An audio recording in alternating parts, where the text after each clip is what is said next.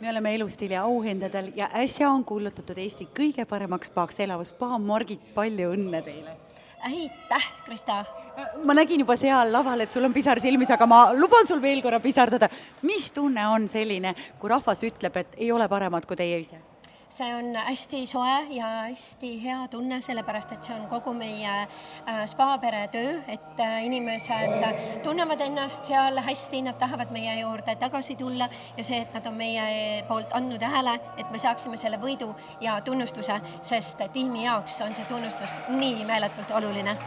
Teie majas on suur oskus hoida oma inimesi, seda oli näha ka sellest, kui palju teid täna oli laval. On ilus vaadata, kui suured inimesed võtavad kaasa endaga neid tegijad, kes iga päev teie nimel ju seal tööd teevad. Mida sa tahaks öelda täna siin selles saalis oma inimestele? Oma inimestele tahaks seda öelda, et neil jätkuks endiselt seda kirge teha seda, mida nad igapäevaselt teevad, sest siis me teeme kõige paremini neid tegevusi. Veel korra palju õnne teile ja tundub, et elamus peatub isegi siin. Kohtume juba järgmisel aastal. Aitäh ja palju õnne! Aitäh sulle!